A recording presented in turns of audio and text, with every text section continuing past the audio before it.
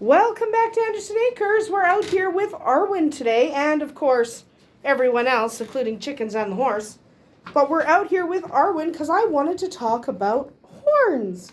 She doesn't have any. So, when you're selecting your goat, horns often comes up as a bit of discussion. And before anyone mentions it, yes, we have to groom her. She's blowing out her winter coat. So because she's blowing out her winter coat, she's going to look a little bit shaggy for the next few weeks. Yes, sweetie. So, horns. It sounds like a simple thing. Because when you're selecting your goat, people are like, well, do I want a goat with horns or without horns? It sounds simple because people are like, well, if you don't like horns, don't buy a goat with horns. But it's not as simple as it sounds. Okay, it's actually much more complicated. So, here's the thing. Except for one or two rarer breeds, all goat breeds have horns. She doesn't have horns, and she doesn't have horns naturally. We'll talk about why in a minute. But the majority of fainting goats absolutely have horns. Her mama did, her sister does, her daddy does. And she's got an empty bag. That's not a full bag. It's an empty bag. She did not eat all that. Anyway, so it sounds really easy. Don't want a goat with horns? Don't buy a goat with horns. Except they've pretty much all got horns. Okay? So, since they pretty much all have horns, what are your options? The first is, if you love horns, you are golden. If you love a goat with horns, buy a goat with horns and have a good old time with your goat with horns. If you don't want horns, you have three basic options, and one of them is a bad option. One of them is the best option. And then one of them is kind of in the middle where it's not necessarily ideal, but be quiet. Fine, don't be quiet. So you've got three options, a good one, a bad one, and an in the middle one.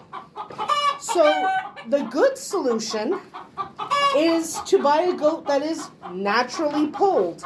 So she is naturally polled. Okay, she doesn't have any horns. She never had any horns. She was not dehorned. She was not disbudded. She was born this way. Her mama has horns, had horns, her sister has horns. She does not. Whether you're polled or not, there's actually a recessive gene that can pop up if your goat carries it, and their offspring may not have horns. She didn't have horns, her sister does. So you can look for a goat that's naturally polled if you really do not want horns. That's your ideal solution. However, your selection will be limited. And it's limited just because the number of goats without horns is actually quite slim. Okay? It's kind of minuscule compared to the goats with horns. Almost all of the goats will be born with horns. Whether they are disbudded or dehorned later is a different question, but most goats are born with horns. So if you decide to get a polled goat, you are immediately limiting your selection. What are you guys doing? Okay. Whatever. So the next option is the worst option, and it's called dehorning. Dehorning is actually horrible. It is cruel, and it amounts to torture. Okay? He's a little bit bonkers because the weather's getting nice and he's losing his mind. He wants to go for a big run, but there's so much ice and snow he can't yet. Anyway, so, dehorning. What you have to know about a goat's horns is that the core of the goat's horns are rich in nerves and blood vessels. So even if you have an older goat or a goat that's not a baby, dehorned by a vet with anesthesia, it's still grisly. It is still nasty. It is still dangerous. It's still painful. No matter who does it, it leaves holes in the goat's skull. These holes may eventually heal with proper and dedicated care. However, it still amounts to basically torture. So dehorning is cruel, and in a lot of areas, dehorning is banned.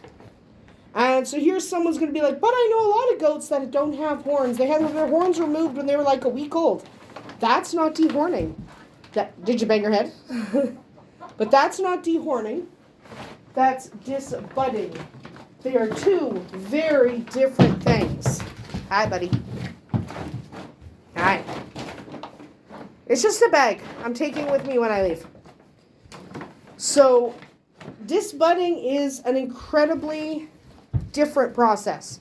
Dehorning is literally cutting and ripping the horns out.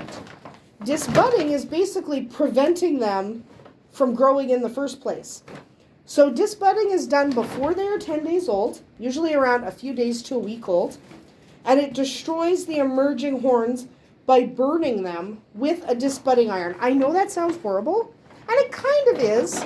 It's painful, but it is much kinder than dehorning. It's best done by a professional, so don't try and do it if you don't know how. Your best bet is a vet. So around here, it's pretty much all vets that will disbud. Okay, you just pay them to come to your farm. They'll disbud your babies, no problem. Do you like having your hand in that bag, hon? You're not getting to keep that bag. I'm taking it with me when I go. So, dehorning is cruel. Disbudding is not necessarily ideal, but it's less painful. It can be done by a professional who can use anesthesia, and it is permanent. As long as it is done correctly, it is permanent, okay? And you should have it done by a professional. If you want to learn to do it yourself, you need to be taught by a professional. Don't grab a baby and give it a shot. If it goes wrong, it could just be horrible. So, do I love disbudding? No, of course not. But there are some very good reasons why people disbud goats. I don't. She doesn't have horns because she was born without them. She is naturally polled, was never going to get horns. I don't disbud, and I don't dehorn. I'm fine with goats with horns. But sometimes people disbud for good reasons. Dairy goats are often disbudded because you don't want a goat with horns ripping up the udders of a dairy goat, because dairy goats, their udders are pretty precious. That's why you have them. Meat goats and recreational or pet goats are often left alone, and especially with working goats. So it can be important to keep their horns for a working goat because they can kind of act as a cooling device. So recreational goats and working goats are usually left alone. A lot of times pets are as well. 4-H goats, now this one's going to depend on where you are. So 4-H goats may have to be either disbudded or have their horns blunted in order to show. That's going to vary a little bit by your location. So some places require it, some places don't. Some places are fine if you allow the goat to keep its horns, if you keep the goat under control. But, that you have to check your local 4-H community. Not all 4-H communities are identical. So double check. If you keep your goats in a pretty confined space, you may need to remove the horns because they're going to be butting each other, and that could, it lead to injuries or damage to your property. So you might do it for those reasons. And if you have young children, my recommendation is don't let the little ones, the little kids, play with a goat that has horns that's known for headbutting people. But sometimes that's not an option, so sometimes you choose to disbud because you have small children on your farm. That's fine too. And if most of your goats are polled and you are getting one that's not, you might want to have it disbudded, just because having goats that are polled and goats that are not polled together, there can be some damage to your polled goats because they're a little bit crazy when they play. So there are reasons to disbud. There's no good reason to dehorn outside of medical reasons. So sometimes horns have to be removed or at least trimmed back because of the way they're growing by a vet. Thank you, honey. Thank you. Frick is laying an egg right now. Anyway, so there are some good reasons to disbud, but dehorning outside of a medical setting is not recommended. It is quite cruel and not very fair. Anyway, that is about it for us here today at Andersen Acres. I hope you consider whether or not you need horns on your farm or not before you get your goat, not after. We'll see you tomorrow.